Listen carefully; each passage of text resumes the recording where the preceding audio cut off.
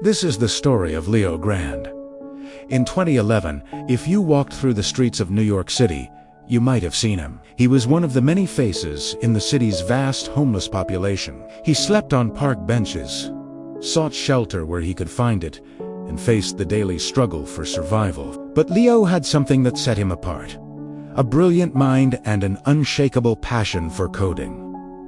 Leo wasn't always on the streets. He had a good job at MetLife, a home, and a life that many would consider stable. But in 2011, he lost his job. The city was expensive, and without an income, his savings quickly evaporated. Soon, he found himself with nowhere to go. The streets became his home.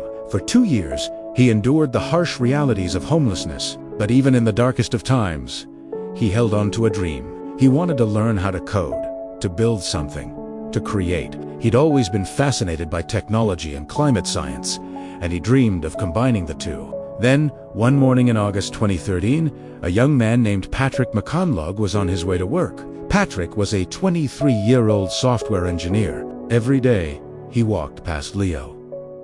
He noticed him, but like many, he kept walking. One day, however, something changed. He decided to stop. Instead of just giving Leo some money, Patrick made him an unusual offer. He gave Leo two choices: $100 in cash, right there, no strings attached, or the second option. Patrick would buy him a basic laptop, 3 coding books, and would personally spend an hour every morning before work teaching him how to code. $100 could provide immediate relief, food, a night in a shelter. The second option was a gamble. It was a long, difficult road with no guarantee of success. For most people in Leo's situation, the choice would be obvious. The immediate need for food and shelter often outweighs any long-term dream. But Leo was different. Without a moment's hesitation, he chose the coding lessons. He chose the opportunity. He chose the dream. This single decision would set in motion a chain of events that would change his life forever. Patrick held up his end of the bargain. He bought Leo a used Samsung Chromebook, a solar charger so he could power it anywhere, and 3 essential books on JavaScript. And every weekday morning, for the next 4 months, Patrick would meet Leo on a park bench. Rain or shine, cold or warm, the two of them would sit together, hunched over the small laptop screen. Patrick taught, and Leo absorbed everything like a sponge. Imagine the scene: the bustling sounds of New York City all around them, people rushing to work, tourists taking photos, and right there, in the middle of it all, was an impromptu classroom. A park bench became a desk. The city became their office. Leo was an incredibly fast learner. His passion was evident. He'd spend his days practicing what he'd learned, writing code, debugging his own mistakes, and preparing questions for the next day's lesson. He wasn't just learning, he was creating. He had an idea for an app that could help people. He wanted to build a mobile application focused on environmental sustainability. He envisioned an app that would connect people for carpooling, reducing traffic congestion and carbon emissions. It was a way to tackle a problem he cared about deeply: climate change, using the new skills he was acquiring. He decided to call it Trees for Cars. The concept was simple, yet brilliant. Users would input their starting point and destination. The app would then match them with other users heading in the same direction, facilitating a shared ride. For every ride shared, the app would track the carbon emissions saved, framing it in terms of trees saved. It was a way to gamify environmentalism, to make it tangible and rewarding. As Leo's skills grew, so did the complexity of the app. He worked tirelessly, often coding for 10 to 12 hours a day. The park was his office, the sun his power source. His dedication was absolute. Patrick, amazed by Leo's progress and drive, started documenting their journey on a blog. He posted updates, shared POTUS, and told the world about this incredible man he had met. The story started to gain traction online. People were captivated. It was a story of hope, of second chances, of the power of human connection and determination. A Facebook page for their project, Journeyman, gained thousands of followers overnight. The media took notice. Soon, Leo and Patrick were being interviewed by major news outlets like the BBC, CNN, and Mashable. The homeless man learning to code on a park bench was becoming an internet sensation. The public support was overwhelming. People from all over the world sent messages of encouragement.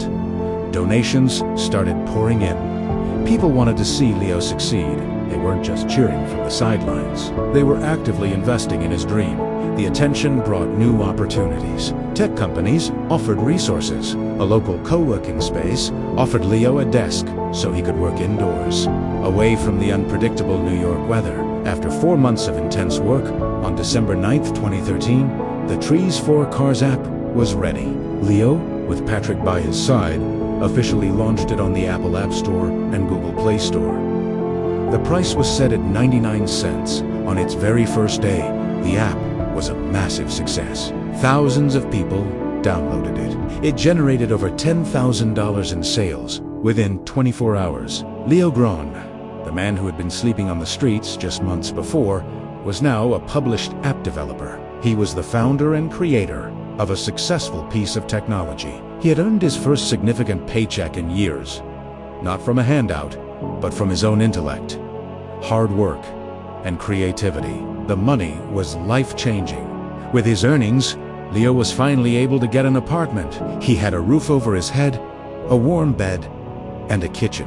He had a place to call home. But more than that, he had regained his dignity and his independence. He continued to work on the app, planning updates and new features. He was no longer just surviving, he was thriving. Leo's story is more than just a tale of rags to riches. It's a powerful testament to the idea that talent and potential can be found anywhere, often in the most unexpected places. It challenges our perceptions of homelessness and forces us to look beyond the surface. It shows that a little bit of kindness, a single opportunity, can be the catalyst for extraordinary change. Patrick McConlogue didn't just give Leo a fish. He taught him how to fish. He gave him the tools, the knowledge, and the support he needed to build a new life for himself. It was an act of faith in another human being's potential. The journey wasn't without its critics. Some people questioned Patrick's motives, while others argued that the one-time success of an app was an unsustainable solution to the systemic problem of homelessness, and they have a point. Leo's story is exceptional. It's not a blueprint that can be replicated for everyone, but it serves as a powerful source of inspiration. It reminds us that everyone has a story, everyone has dreams, and everyone deserves a chance to pursue them. Leo's journey from a park bench to the App Store is a beacon of hope.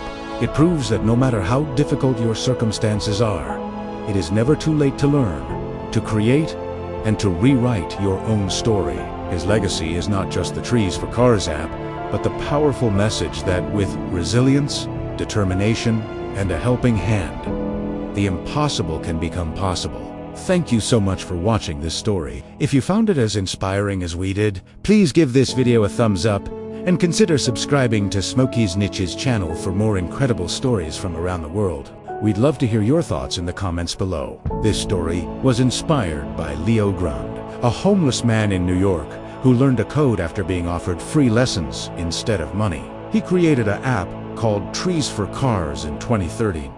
It didn't make him a millionaire, but his story went viral for its positivity and perseverance.